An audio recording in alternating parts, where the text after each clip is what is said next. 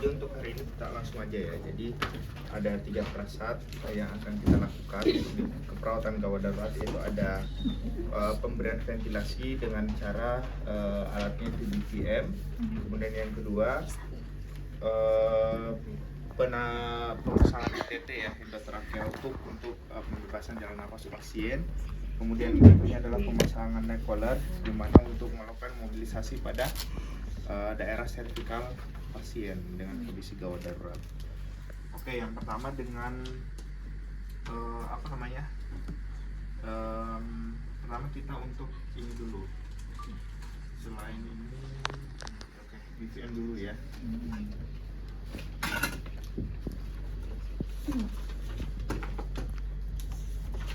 Alatmu yang satu mana? BVM-nya. Oh, ini kayaknya kurang bagus. Minta yang warna biru atau tapi itu apa ya? Yaudah nggak apa-apa, ini aja. Sini.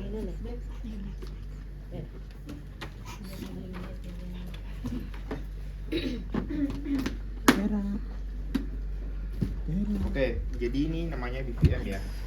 Di sini ada masknya juga.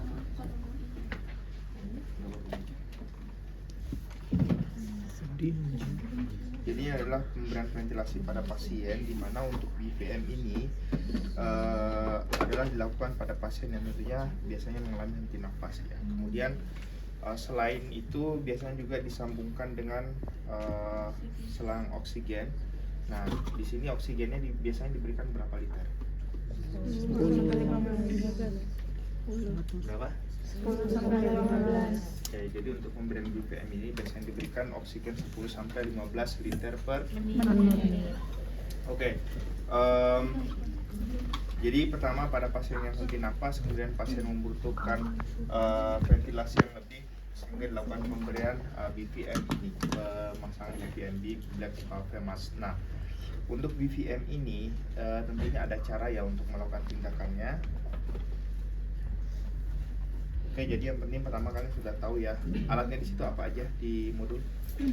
Pertama BVM, hand-to-hand, supaya oksigen. Oke, jadi pertama tentu sebelum melakukan pertolongan pertama pada pasien gawat darurat, tentu kita membutuhkan namanya 3A dulu ya. Aman pasien, aman lingkungan, dan aman diri. Jadi sebelumnya pastikan bahwa kalian aman dulu untuk melakukan tindakan pertolongan.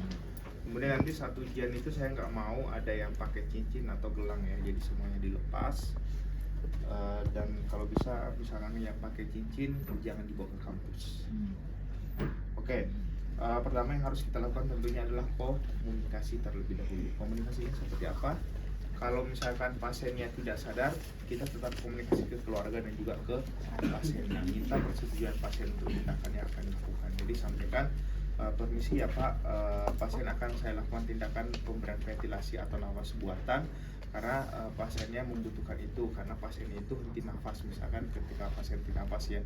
Jadi kita berikan nafas bantuan dengan menggunakan alat. Nah, tindakan itu nanti setiap 2 menit akan kita evaluasi. Nah, apakah Bapak setuju? Kalau setuju, oke, sekarang kita untuk persiapan. Pertama persiapannya adalah mencuci tangan. Cuci tangan 6 langkah bagaimana? Semua coba praktekkan. Oke, pertama 1, terus 2,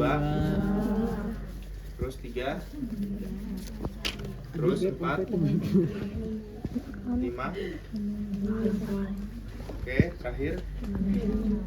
Oke, habis itu gelas. Setelah cuci tangan baru pakai handscoon. Nah, di sini karena dia tindakan itu bukanlah tindakan invasif, jadi cukup dengan pakai handscoon yang bersih. Oke, kemudian berikutnya, prosedur berikutnya adalah persiapan alatnya. Tadi sudah ada selang oksigen, kemudian sudah ada BVM-nya juga. Kemudian setelah itu kita kembali ke pasien. Jadi walaupun pasien tidak sadar, tetap harus ada komunikasi ya.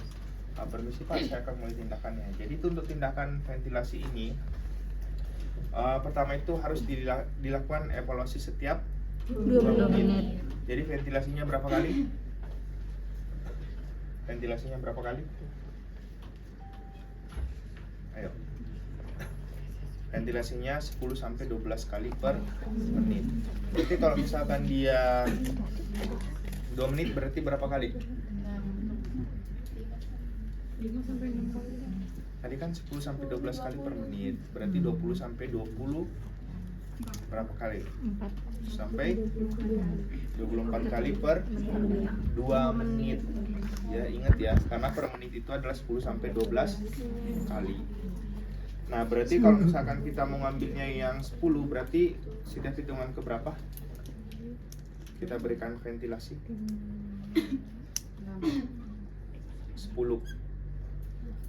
Setiap hitungan ke 6, ya. Karena kan 1 detik kan 60, 1 menit kan 60 detik. Jadi ketika kita memberikan itu kita mengikuti hitungan detik. Jadi jangan cepat. Misalkan 1, berarti mulai 1, 2, 3, 4, 5, 2. Ulang lagi 1, 2, 3, 4, 5, 3. Jadi pelan-pelan ya. Paham sampai di sini? Oke. Sekarang bagaimana melakukan tindakan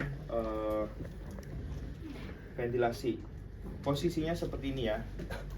Jadi yang runcing ini di bagian telinga pasien. Silakan lakukan terserah dengan sesuai kenyamanan kalian, sesuai dengan tangan dominan kalian. Jadi posisinya dari kiri dan kanan itu sama ya.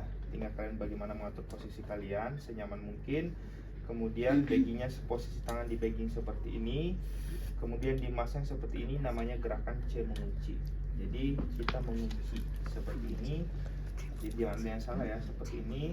Nah, kita kunci. Jadi 2 tangan di sini di masker, kemudian tangan lainnya di maksimal pasien, di dagu pasien.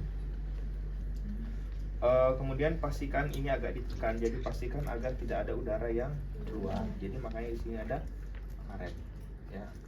Nah seperti ini. Kemudian kita breathing. Nah, jadi kalau dia benar untuk posisinya ini akan mengembang. Ya, kalau dia nggak benar, misalkan ada yang keluar, nah ini pengembangannya nggak maksimal, ya.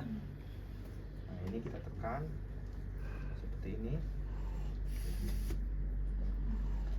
Seperti itu ya. Nah sekarang bagaimana melakukan? Nah berarti melakukannya hitungannya sama kayak tadi ya. Nah berarti 1, 2, 3, 4, 5, 2, 1, 2, 3, 4, 5, 3. Nah seperti itu sampai hitungan ke 20. Ya, kan tiap 2 menit ya. Setelah 2 menit selesai, terus kita evaluasi.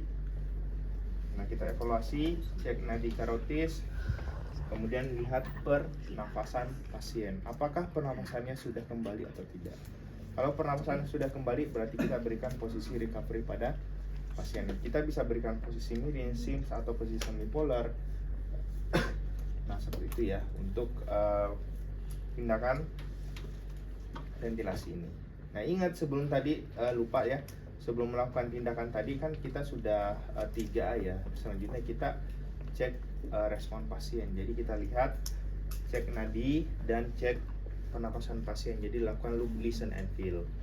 Jadi cek nadi, nadinya ada, kita lihat pernapasannya. Kalau pernapasannya tidak ada pergerakan dinding dada, tidak ada hembusan nafas dan tidak ada suara nafas, berarti pasiennya tidak ada pernapasan. Nah, berarti tindakannya adalah tindakan ventilasi. Oke, paham sampai sini? Ada pertanyaan? Ayo, ada pertanyaan? Cukup? Untuk tindakan cukup, silahkan. Saya mau nanya terkait megang si masker BPM-nya. Nah, BPM-nya. Itu kan saya nonton tadi ya Pak. 1/3 gitu, jadi nggak terlalu ditekan. Iya. Itu gimana Pak?